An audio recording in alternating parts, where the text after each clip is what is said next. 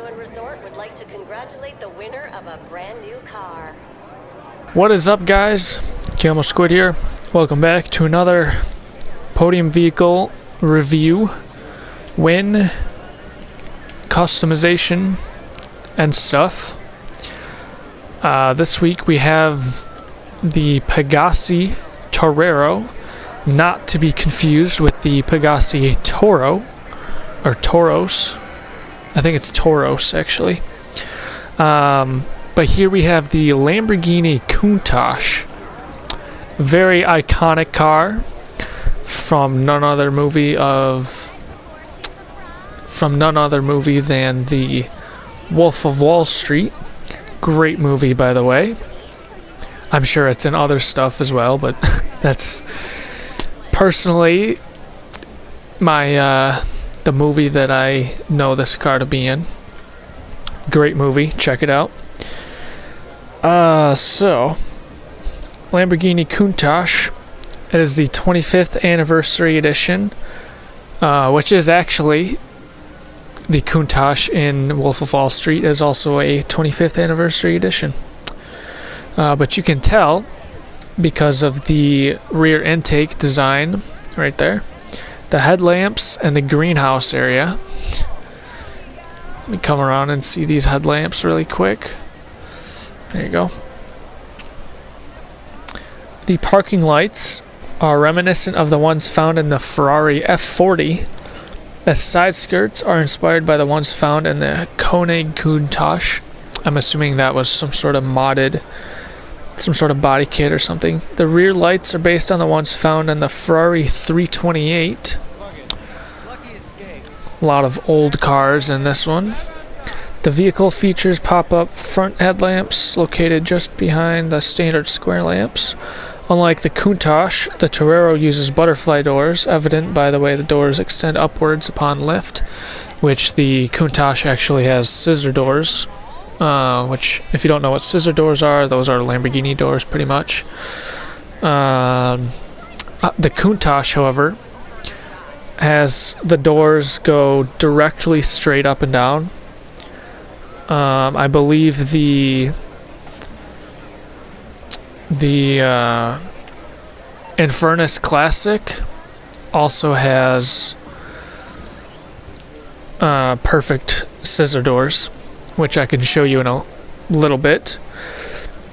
The Torero's interior layout and design is heavily influenced by the Lamborghini Countach, with the square dial unit and central console clone. The vehicle uses the Banshee dial design, scaled down and reorganized to fit a rectangular segment, which we can see that in a bit.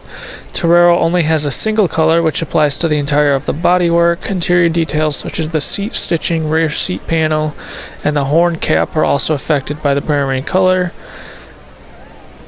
In the files, one of the Torero's traffic default colors assigns a gray color as secondary, which is not visible, a beige color as tertiary, which affects the dashboard, steering column, seat inner portions, and the section between the seats, and a light blue color for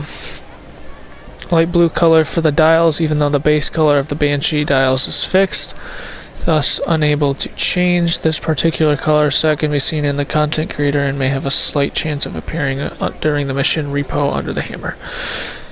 Okay, that's a lot, but the basic gist is this car is the Lamborghini Countach. I now have two of them because I bought one a while back after I won the Infernus Classic and the Turismo Classic. I bought that one white to modify eventually as the one from Wolf of Wall Street. So now I guess I can do that finally, because I have this one. Don't really need two of them from that specific spec. We're gonna head over to my apartment garage, which is where I keep my older classic cars. It's been a while since I've shown that on camera, actually, that specific garage, but I will head over there and show you what we got. So, limousine service, if I go over to Del Perro, and then I can call over this car and then do the testing and stuff, and yeah, then take it in and look at the specs and stuff.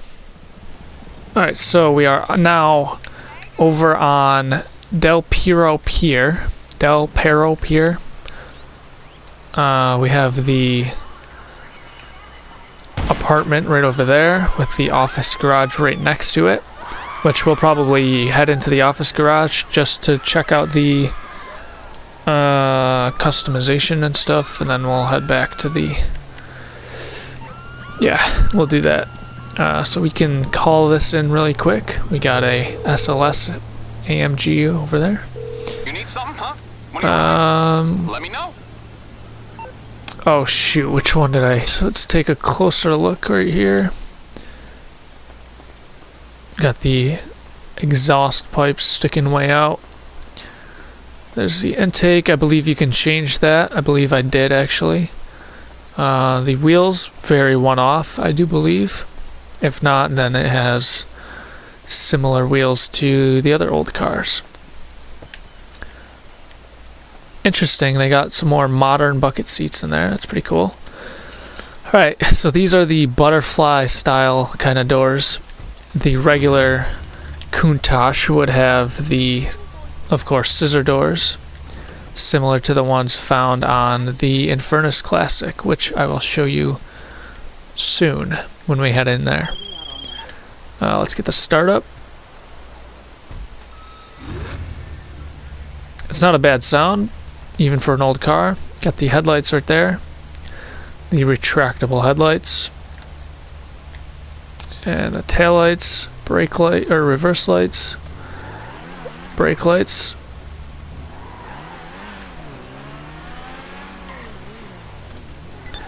Pretty good brakes for an old car if you look at it. Kind of rocks. Ooh, and it got a little bit of flames for an older car. Let's rev do that. That's not bad for an older car. So this will set you back roughly $1 million for purchase. It's not too expensive. Well, yeah, here the Pegasi Toros, not to be confused with that. That is the Lamborghini Urus. But here we have the Torero, just under $1 million. However, with upgrades, it will of course be much more than $1 million. But if you want that classic Lamborghini Countach, this is your car. So we are going to get our tests, of course. Get an acceleration real quick. Even though it's an older car. I do like the sound of it though. It's a good sound. Very Lamborghini sound, if I'm being honest.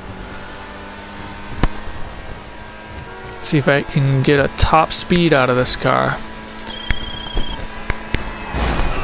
We're gonna assume that the top speed was pretty good for an old car. Not pretty good as in 200 miles plus, obviously, but for an old car, it can't be that bad, right? Get a brake check. This will be the regular brake. As soon as we come out of this tunnel. It's pretty fast actually for an older car. Came out in 2017. So I believe that was the year I started playing GTA actually. Fun fact. Alright, so regular brake check starting at this arrow. Not bad.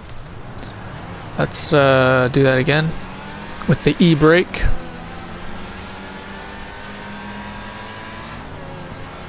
I guess we can just take it into this mod shop instead of going all the way to put it in the office garage, put it in the workshop, bring it out of the office garage and all that. You can just do this.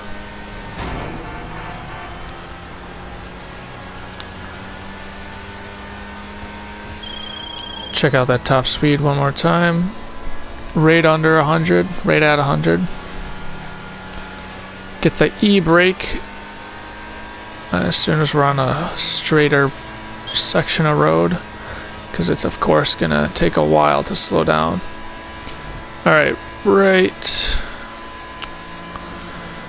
in a second. As soon as we go under this overpass. Alright, right there from that little pothole, I guess. Or not pothole, the manhole back there. So that's not too bad, considering it is an older car. Right about there is where we started. Or this one, I think, maybe. Regardless, not bad. So, we got this mod shop up here. We can pull it in. And look through the customization that we got. We are, of course, going to have to spend our $100 on repairing the vehicle, as we always do. Should not be any sort of surprise at this point. Then again, if we were to take it into the garage first, that wouldn't be a problem. But I don't feel like doing that, because I'm right here. And it's just simpler to just pull it in real quick. For being an older car, I'm surprised the headlights are as like white as they are. So we'll pull it in real quick, speed it up, and all that, just like we do all the time.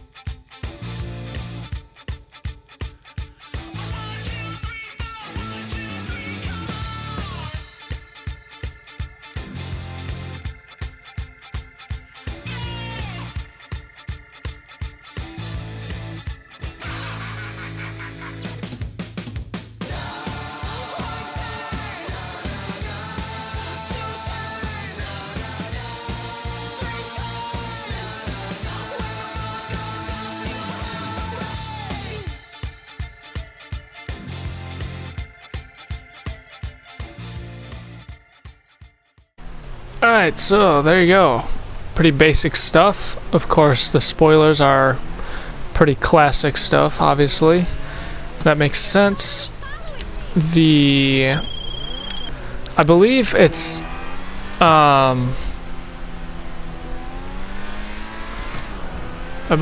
exclusive to this car, that front spoiler. Strange, but it's interesting, it's different. I believe that's pretty exclusive though to this car. That might be on some other, like the classical supercars, such as the Infernus Classic, the Turismo Classic, which you will see in just a short second or so. But other than that, pretty basic stuff. The wheels are one-off, like I said. There's nothing similar really on the market, except of course with other classic cars. I think the Infernus Classic has those wheels as well, but we're gonna have to see in a short little bit. Other than that, pretty basic stuff, generic stuff. Personally, I would not upgrade the engine and stuff for this car, just because it is a classic, and you know, they wouldn't have that kind of upgrades back then. So pull this right in here really quick. Alright, so this is the obviously Torero next to the Infernus Classic. The rims are similar but not quite the same.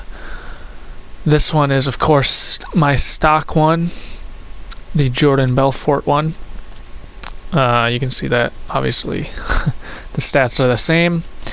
But this one has regular doors, I believe. Yes. I didn't want to get in. Okay. But this one has the perfect scissor doors. Actually, it kind of goes in a little bit. That's weird. But anyways, this is the garage of the like classicer cars and classicer. Is that a word? The more classic cars. We've got the R32, I believe, the two Supras, the Challenger. These four are all from the Fast and Furious movies. This one is just a random car that's older, so that's why it's in here. And of course, whatever this is, the Mercedes-Benz 300 SL, or the what's it called? The Benefactor Sterling GT was actually in this garage at one point, but I did have to move it. It is in the office garage right now, office garage 3. I did have to move it to accommodate the new Torero, but that is in the office garage 3 with the vapid clicks, because those are a bit older as well. That's just where I'm going to keep it for now, I guess. But anyways, this is the win review customization of the Pegasi Torero, also known as the Lamborghini Countach. If you enjoyed this video, check out my playlist in the description that has literally every video from the time that the casino was released to now. Every podium vehicle that there has ever been from them till now. And I will continue to update that as long as they update the podium vehicle. So if this goes on for another 10 years, so be it. I hope it doesn't go on for that long, because I probably will not be doing YouTube that long. But as long as I'm doing YouTube and as long as they update this, the podium vehicle, I will be updating the playlist. So if you did enjoy, subscribe, turn post notifications on. With that being said, I will see you all in the next one. Take care, everybody. Peace. Yeah.